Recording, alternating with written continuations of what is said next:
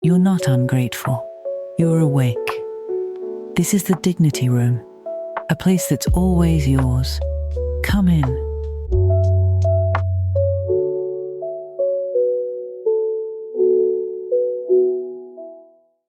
So maybe you earn good money.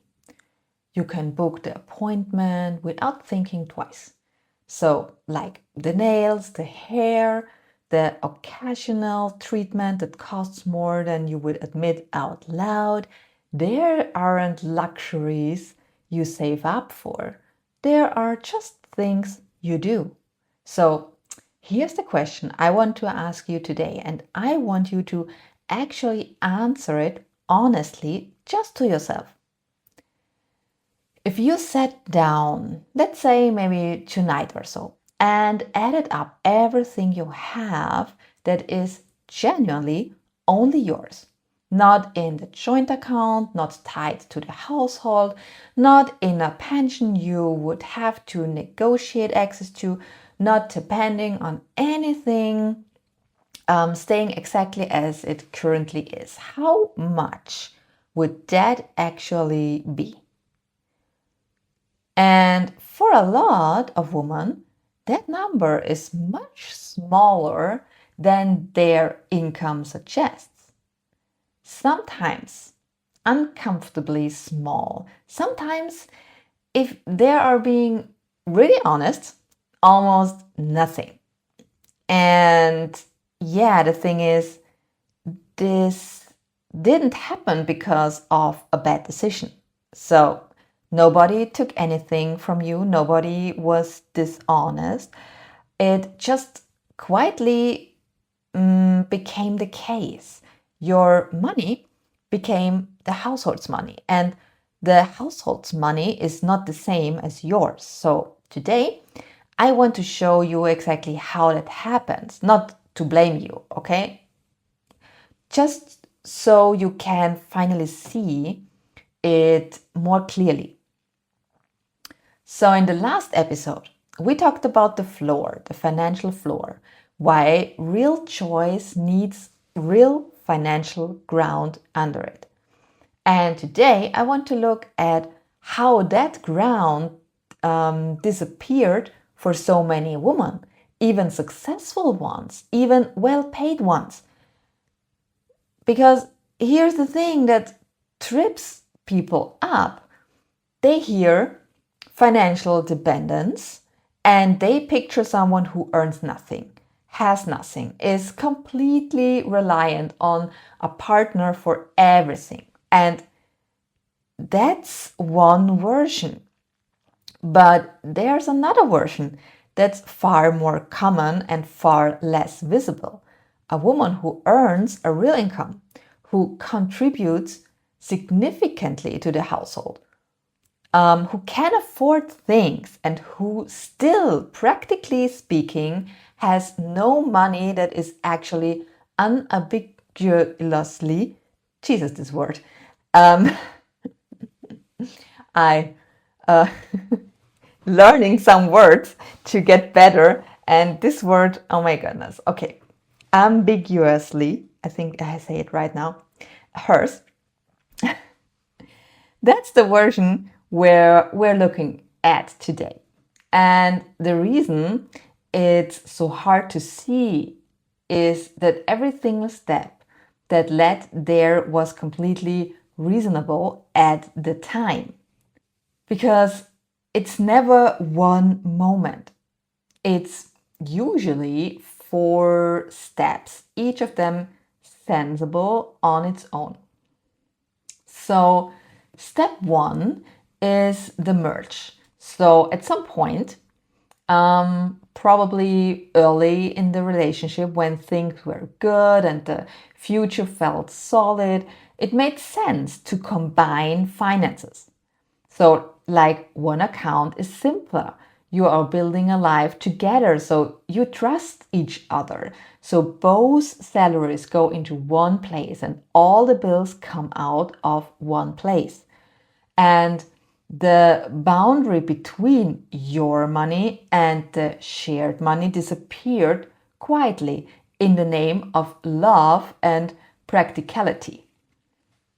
Then step 2, it's the career gap. At some point, your career and the relationships needs came into friction. Maybe you moved for his job. So maybe children arrived and this assumption never quite decided, just somehow understood, was that your work would flex.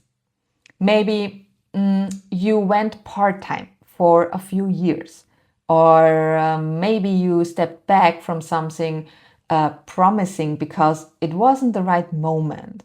So every one of those choices made sense at the time, but each one left a mark on your earning history, your pension contributions, your professional trajectory.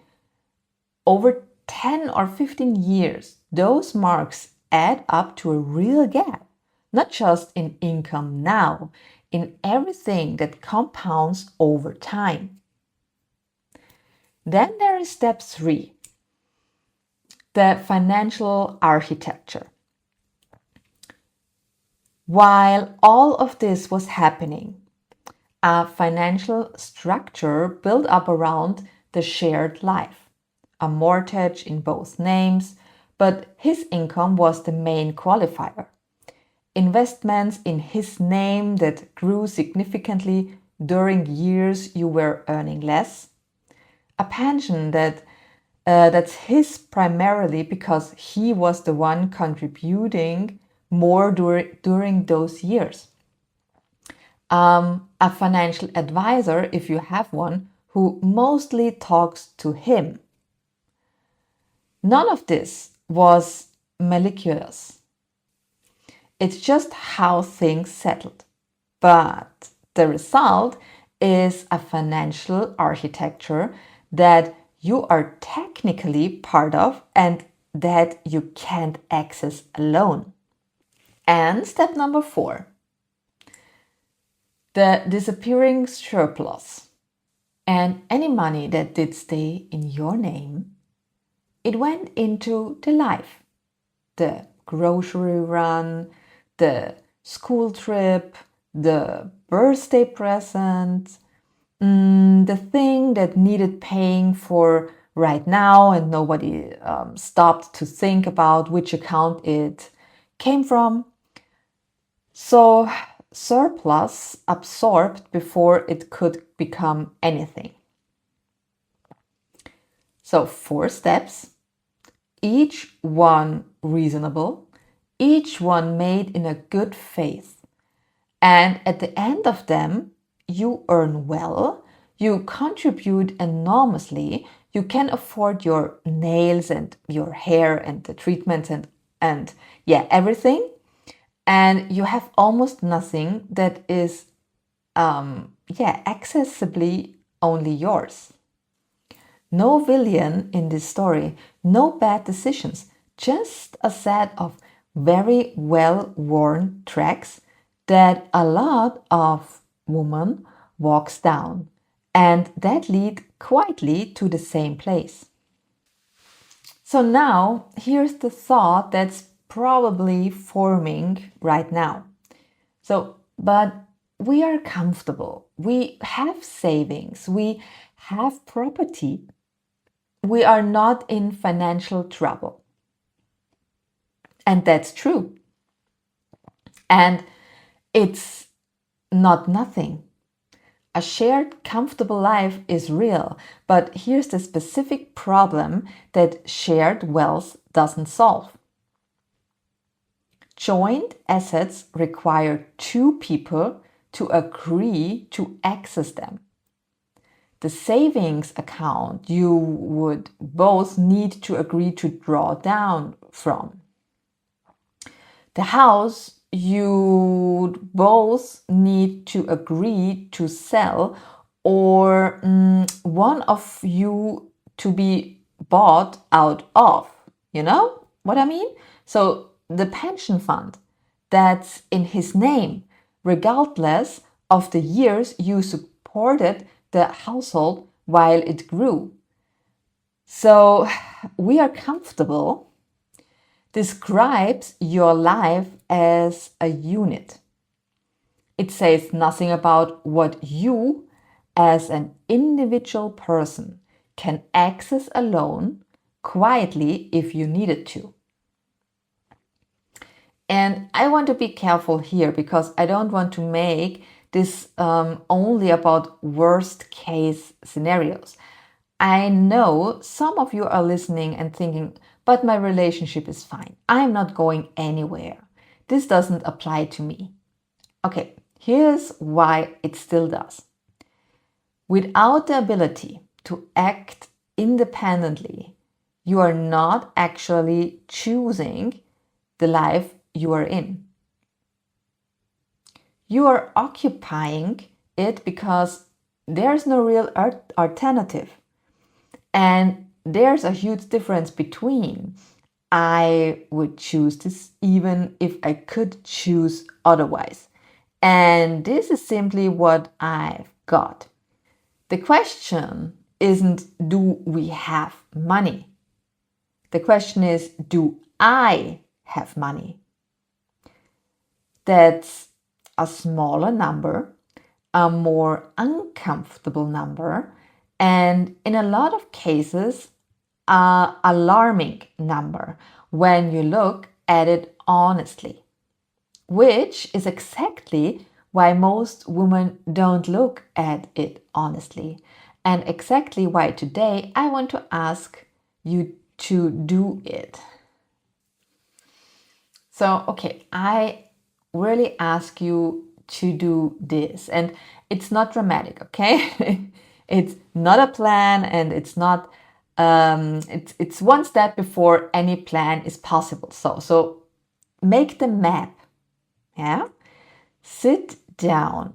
Not tonight, if nothing isn't the so it's not the right moment, maybe. So you don't have to do it tonight, but let's say this week, and write down what actually exists in your name alone versus what exists jointly. So versus what exists primarily in someone else's name. So your own account, if you have one, and its balance, and savings that are only yours, your pension, what it holds, and whether there are gaps from years you worked less, your income, and how much of it actually stays somewhere that's yours versus being absorbed immediately. That's it. 4 columns, 1 honest hour. Write every numbers down. So you're not trying to fix anything yet, okay? You're not building the plan now. You're just getting a clear picture of the actual terrain, because you can't build a floor on ground you can see. So you have to see it first, and you only can see it when you write it down, when you have the numbers in front of your eyes. Here's what most women discover when they do this. One of two things. Either it's less bad than the fear suggested, and that's relieving, or it's more significant than they would realize. And that's uncomfortable but important, because that discomfort is the first honest signal that something needs to change. Either way, you end up with something more useful than dread. You end up with a map, and a map, however, is the only thing that makes direction possible. You built this life in good faith. Every step that brought you here made sense at the time. What changes now isn't the past, it's the direction from here, and the direction can only be set from where you actually are. So look honestly this week. That's my whole ask for you, okay? So I think it's not that worse, or isn't it? 3 things to take with you today. 1, the money stopped being yours through the 4 completely reasonable steps: the merge, the career gap, the financial architecture, and the disappearing surplus. No villain, no bad decisions, just well-worn tracks that lead quietly to a place where you earn well and own very little that's actually yours.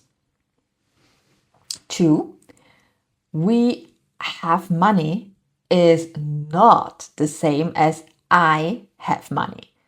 Joint wealth requires joint agreement to access. The question isn't whether the household is comfortable. It's what you can reach alone today if you needed to.